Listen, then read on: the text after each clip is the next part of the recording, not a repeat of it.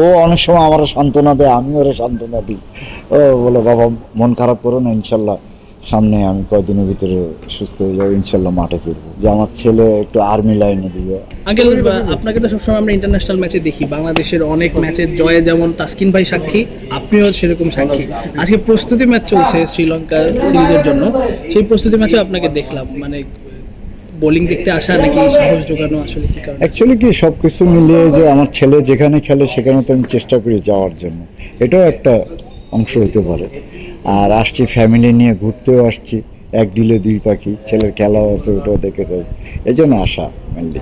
কেমন দেখলেন আসলে? আলহামদুলিল্লাহ, আরও একটু সময় লাগবে যা দেখতেছি, জাস্ট ইঞ্জুরিতে তো ফিরল। এখন আল্লাহ বাঁচালে শ্রীলঙ্কা ট্যুরে আছে, আলহামদুলিল্লাহ আল্লাহর কাছে, দেশবাসীর কাছে দোয়া চাই আমার ছেলের জন্য, সুস্থতা থাকুক, ভালো খেলুক। এই জন্য প্রায় চার মাস পরে হয়তো উনি ফিরছেন ইন্টারন্যাশনাল ক্রিকেটে, তো তার মধ্যে আসলে এক্সাইটমেন্ট আপনি বাবা হিসাবে কিরকম দেখেছেন? না আলহামদুলিল্লাহ, সত্যি কথা বলতে কি খুবই ভালো লাগছে। 4 মাস খেলতে পারতেছিল না, ইনজুরি ছিল, ওটা নিয়ে বাবা ছেলে অনেক আমরা ডিসকাস করতাম, হার্ডওয়ার্ক করছে, রিহাব করছে, তো সবই তো জানেন। এখন আল্লাহর মতে রিকভারি করছে, ইনশাল্লাহ সামনে ভালো খেলবে। বাবা ছেলে বলছিলেন ডিসকাস, মানে ডিসকাসটা আসলে কিরকম? ডিসকাস বলতে যে ও অনেক সময় আমার সান্ত্বনা দেয়, আমি ওরা সান্ত্বনা দিই। ও বলে বাবা মন খারাপ করো না, ইনশাল্লাহ সামনে আমি কয়েকদিনের ভিতরে সুস্থ হয়ে যাবো, ইনশাল্লাহ মাঠে ফিরবো। ওরেও আবার আমি নিজে সান্ত্বনা দিই, আবু চিন্তা করো না, আস্তে আস্তে রিকভারি করে ফেলবেন। যখন একসঙ্গে থাকেন তখন কি ক্রিকেট নিয়ে বেশি কথা হয়? না, ক্রিকেট নিয়েও কথা হয়, আবার ফ্যামিলিগতভাবে কথা হয়। তো ক্রিকেট নিয়ে যখন কথা হয়, তো টিভিতে যখন খেলা টেলা দেখি তখনই কথা হয়। বা অনেক সময় বলি আবু ওই তোমার ওই খেলা, ওই বোলিংটা ভালো লাগছে, এইগুলোই আলাপ আলোচনা হয়।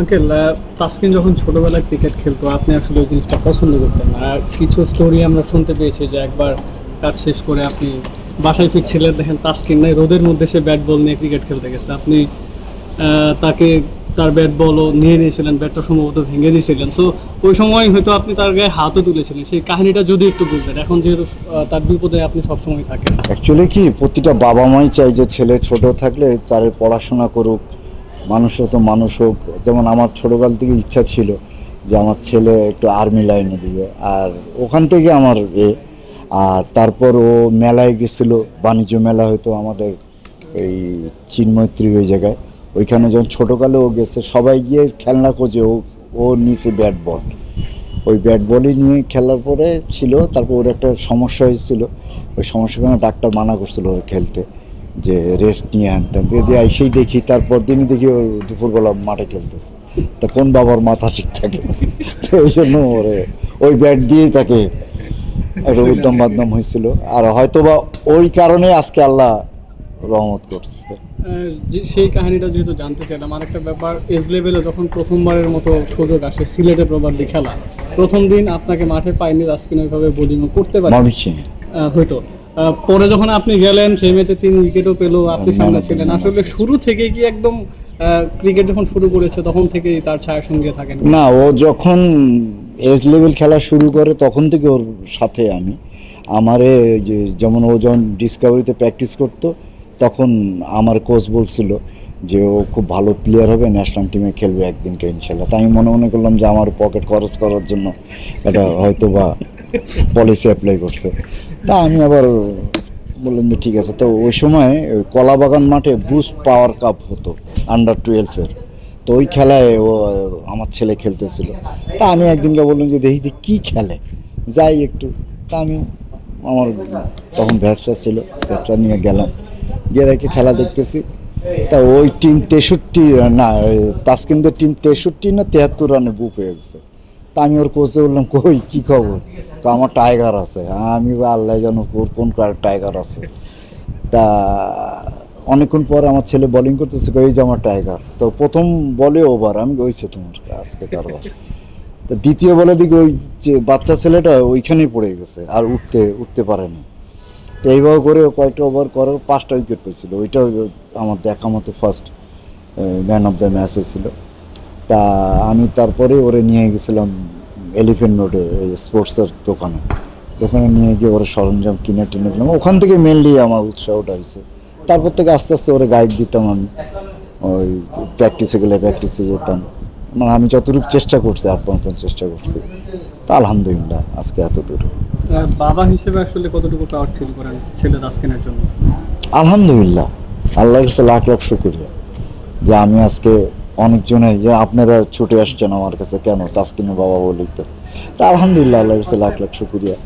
বাকি জীবনটা যাতে এভাবে করে যেতে পারি, মান সম্মান সহকারে যাই, এটাই চাওয়া পাওয়া। আর্মি পার্সন হতে পারেনি বলে কি একটু আফসোস কাজ করে নাকি? অনেকটা, একটু না অনেকটা।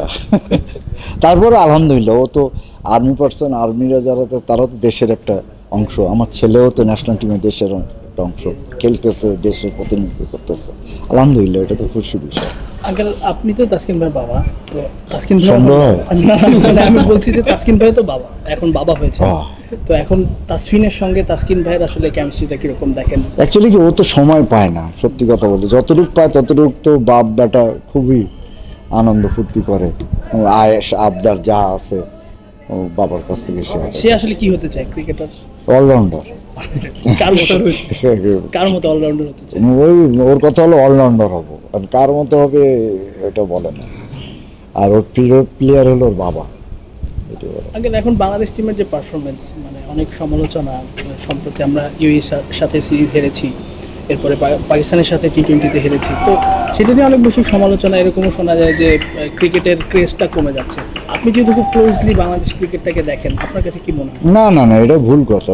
অ্যাকচুয়ালি হচ্ছে কি, সত্যি কথা বলতে কি, আমাদের নতুন নতুন প্লেয়ার আসতেছে, একটু সময় লাগবে দাঁড়াতে। যেহেতু আমাদের এই সাকিব নাই, মাশরাফি নাই, মানে সিনিয়র যেগুলো, তামিম নাই, তো একটু সময় লাগবে। এরকম 5 জন তো বানাতে হবে, তারপর না আমরা ইনশাল্লাহ একদিকে যাব। একটু সময় লাগবে, ধৈর্য ধরতে হবে, অল্পতে দিশাহারা হলে হবে না। ইনশাল্লাহ ধৈর্য ধরলে তার ফল ইনশাল্লাহ পাবো। শেষ প্রশ্ন, আপনি পাকিস্তান শ্রীলঙ্কা সিরিজে তাসকিন ভাইয়ের কাছে কি আশা করছেন?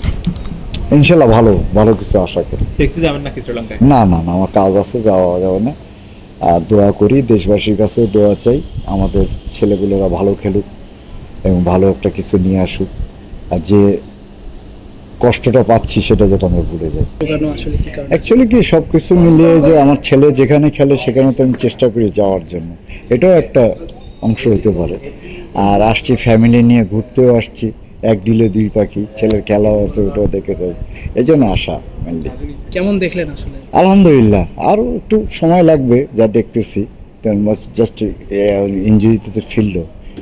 এখন আল্লাহ বাঁচালে শ্রীলঙ্কা ট্যুরে আছে, আলহামদুলিল্লাহ, আল্লাহর কাছে দেশবাসীর কাছে দোয়া চাই আমার ছেলের জন্য, সুস্থতা থাকুক, ভালো খেলুক, এই জন্য। প্রায় 4 মাস পরে হয়তো উনি ফিরছেন ইন্টারন্যাশনাল ক্রিকেটে, তো তার মধ্যে আসলে এক্সাইটমেন্ট আপনি বাবা হিসাবে কিরকম দেখেছেন? আলহামদুলিল্লাহ, সত্যি কথা বলতে কি খুবই ভালো লাগছে।